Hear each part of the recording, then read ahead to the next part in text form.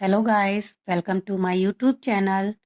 Today I am going to start present perfect tense.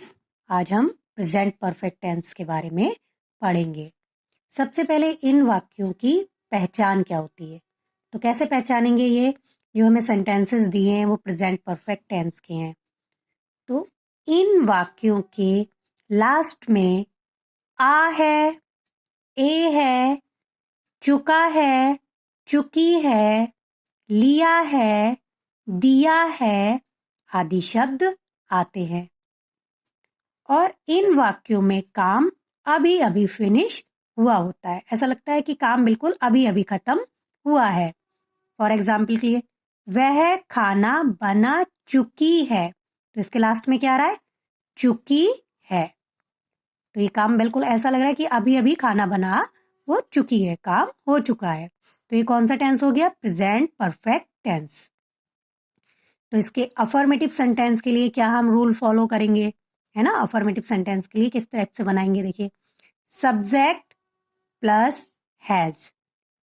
Subject लगाएंगे, subject हमारा क्या हो सकता है? ही, शी, इट, और सिंगुलर सब्जेक्ट होगा तब हम हैज का यूज करते हैं, plus third form of verb, verb की थर्ड फॉर्म का यूज करेंगे, प्लस ऑब्जेक्ट का यूज करेंगे, जो भी ऑब्जेक्ट दिया है। सेकंड देखिए, सब्जेक्ट प्लस हैव। हैव का यूज हम किसके साथ करेंगे? कौन से सब्जेक्ट के साथ? आई, we, you, they and plural, बहुवचन के साथ हम किसका यूज करेंगे? हैव का, प्लस वर्ब की थर्ड फॉर्म का यूज करेंगे और ऑब्जेक्ट लगाएंगे। ये बात नोट डाउन करिएगा कि इनमें चाहे अफर्मेटिव हो, निगेटिव हो, चाहे इंट्रोगेटिव सेंटेंस हो, वर्ब की आपको थर्ड फॉर्म का ही यूज करना है। ओके, अब एक एग्जाम्पल देख लीजिए, वह स्कूल चला गया है, तो इसके लास्ट में क्या आया है? या है, चला गया है, तो ये हमारा प्रेजेंट परफेक्ट का टेंस हो गया। तो वह की स्पेलिंग ही, और ही के साथ क्या लगाना है? हमें हैज का यूज करना है। तो he has gone to school, और जाने की स्पेलिंग क्या होती है? गो, और गो की थर्ड फॉर्म होती है गॉन। तो he has gone to school. Second देखिए, मैं भोजन कर चुका हूं, तो भोजन पहले ही हो चुका, तो यानी कि चुका हूं, तो मैं I have taken the food.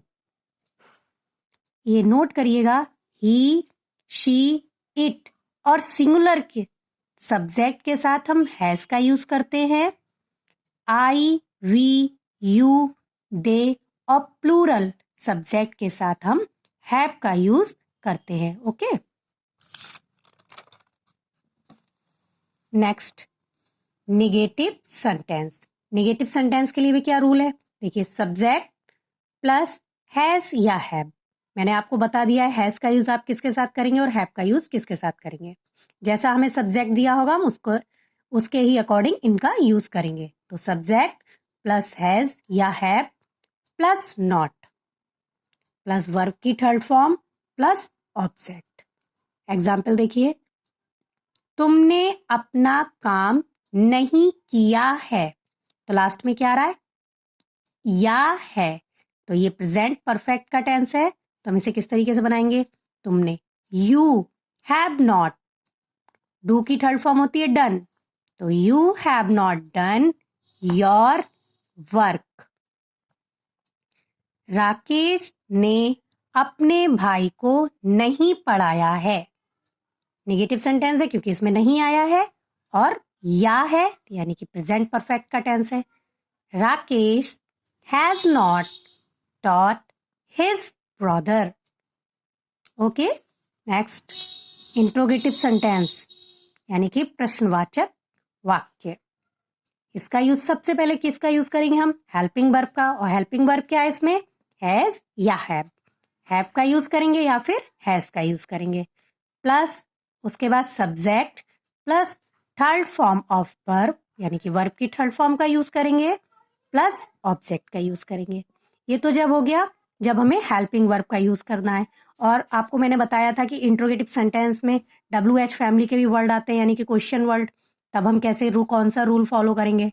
तो क्वेश्चन वर्ड प्लस हैज या have plus subject plus verb की third form plus object. Example देखिए, क्या उसने तुम्हारा पर्स चुराया है? तो क्या यानी कि इंट्रोगेटिव सेंटेंस, या है यानी कि प्रेजेंट परफेक्ट। तो इसमें क्या लगाएंगे? उसने।